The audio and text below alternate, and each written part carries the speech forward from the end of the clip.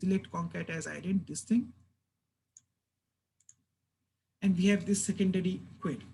And we say that, you know what, this result is going to be counted as result 1. This result is going to be counted as result 2. So essentially we are saying from result 1, comma result 2, where both of those are like tables that we got from the select statement. So if I just said, so a quick question for you guys, if I said something like this, that is essentially, notepad, select blah, blah, blah, and from table 1, comma table 2. So can someone tell me what is your from statement going to do? What is the type of join that, how would your from clause join these two tables? Is it going to perform an inner join, outer join, left join, right join? What type of join would it be? So let's say that we have select some attributes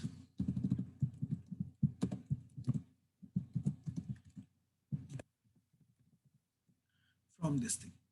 So basically it would mean that select attribute 1 from the join of table 1 and table 2. So what type of join would from perform in this scenario? Is it a natural join, full join? What is it? Inner? We have two answers for inner. Any other answers?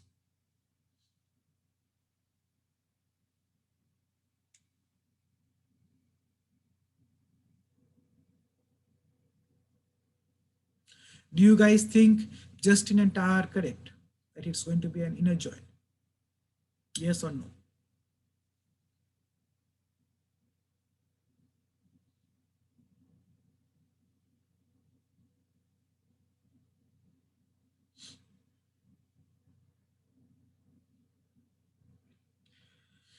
Well, we did not specify that it is going to be an inner join, right?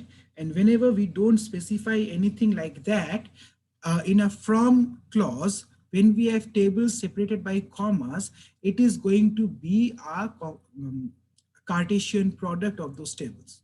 So it is going to be a complete join of all possible combinations. Remember? So it is not going to be an inner join. It is going to be a Cartesian product of table 1 and table 2. Remind us? Yep. Okay. So the main, that's that. So the main thing that we want to look at is we actually had a similar query like this earlier in our university databases. So essentially, this query actually took like more than 15 minutes to execute on our servers, right? And that those are very fast servers. But it actually took more than 15 minutes to execute this entire query. And when we looked at the internal subqueries of this query, that is this first internal query or this second internal query, individually these queries take less than a second to compute, right? However, once we have those two queries, you can imagine that these require less than a second to compute. Then why does a select statement on top of that require more than 15 minutes to compute, right? So the main reason for that was essentially the case was that MySQL issues arose, right? So MySQL cannot, at least at that point, MySQL could not efficiently join two derived results and compute the results from that column, right? So essentially that was a limitation of our MySQL's join code that MySQL had implemented. And that was the reason, because of that expensive join operation, that this entire query actually took more than 15 minutes. But in a sense, this would have required less than a second because individual subqueries are not going to take that. So one way that people actually fixed it was they created temporary tables. So they create, for each of those inner queries, they created a temporary table. So create temporary table temp1 and did those things, and did the first query, and then temp2 for the second query. And now we had two separate tables for that. And from that, we actually created indices on those temporary tables. I'll talk about what indices are. And this is the main reason why we actually got that speed boost. but we created indices on those temporary tables, and now we were able to join those temporary tables together. And now this entire process took us less than a second, opposed to 15 minutes that it usually took earlier. So sometimes temporary tables are useful because we can perform certain things on them before we perform the join operation, because usually the join operation is quite expensive. But again, the main use case of temporary tables is to maintain the temporary results of your queries. Okay, any questions?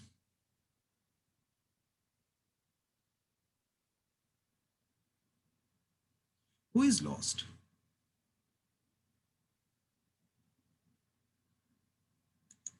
Cool.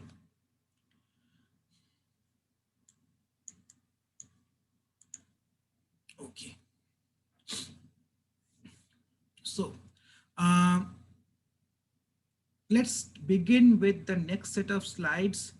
I really have to time my classes because I'm just doing half a slide every class. So I have to time this perfectly. I think I'll re-review these things a bit better, but essentially, okay. So the next thing that we want to talk about, and before I go there, let's just quickly review what we have seen,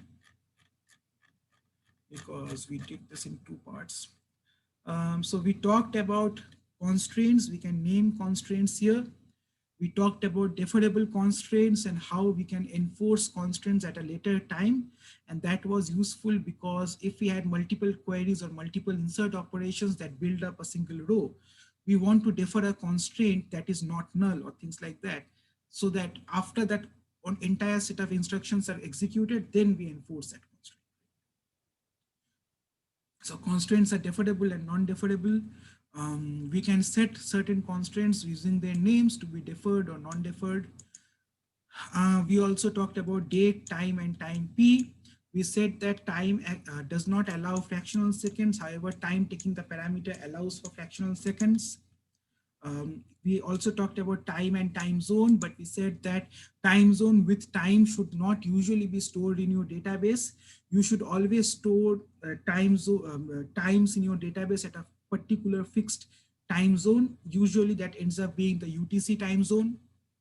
What else?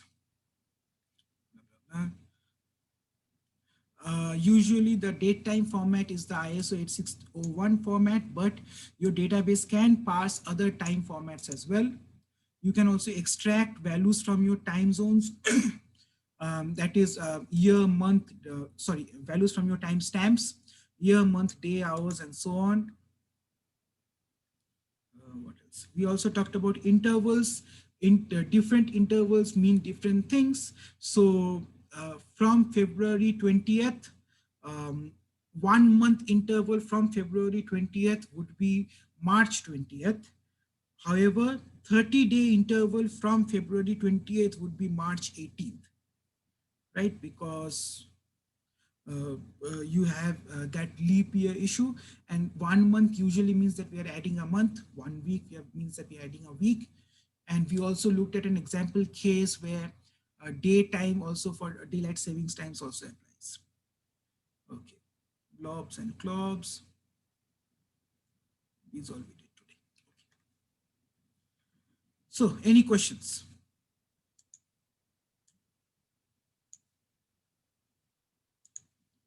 Okay. So let's start with another type of another area of data definition concepts, that is where you can define your own SQL functions or procedures. So we have already seen some examples of functions and procedures earlier. Mainly we have seen examples of functions. For example, the aggregate functions that we had, sum, max, min, right? We also, so those would be your sort of deterministic functions, right? So you compute a particular result and you know what that result is going to be. You also have examples for non-deterministic functions, right? So current time, current date, or now, right? So that now function was a non-deterministic function. We also have other non-deterministic functions and other defined functions as well. One example would be the rand function that generates random numbers every time you call it. Right? So we can use these functions that are predefined and given to us, and we can use these functions in our queries. On the other hand, we can also write our own functions. So as with any language, the SQL also allows you to write procedural commands or functions in general. So those are called user-defined functions. And SQL languages that allow functions are usually called procedural SQL languages. Right. Okay. So user-defined functions are also sometimes shortened to UDFs. Okay. Um, procedural SQL languages were standardized mainly in SQL 2003. However, many vendors actually started to provide their own procedural language capabilities before that. So that is why sometimes you will see that different implementations vary wildly in terms of procedural implementations for your functions, and different implementations would also name their own procedural languages of their own, right? So for example, for Oracle, they call their traditional SQL as SQL because, as you know, they invented it sort of, but they call their procedural SQL language as PLSQL. Right. Similarly, PostgreSQL also has PL slash PostgreSQL as their language, which allows you to write procedural modules. Microsoft has T-SQL. Okay. So as I said, there are a lot of variations in the features and syntaxes between different implementations. One reason that this class actually uses MySQL is because it sort of follows the standards that are provided by SQL 2003. And so that is why it sort of is still relatable and portable across different databases. But anyhow, just remember that different database implementations can have their own syntax values or syntax notations, and we will see about an example like that later. Even our book uses syntax for their own procedural language concepts, which MySQL does not support. So we will talk about that as well. But essentially, there are a lot of variations, but in general, these languages allow you to write your own functions. So you can write your own SQL function that does something. So for example, you had that function that summed up all the results, right? Sum aggregate function. You can write your own sum function if you want. However, basically, people use procedural languages in SQL to write some very complicated functions that are not given to the user by default. So you write your own functions, obviously, and use them. You can also have recursive procedural calls. So a function can theoretically call itself in SQL, but remember one thing, that, and this thing would be clear to you once we get through this set of slides, that SQL does not really understand functions really that well. So SQL really was not designed to be a formal language, right? So unlike C++ or Python or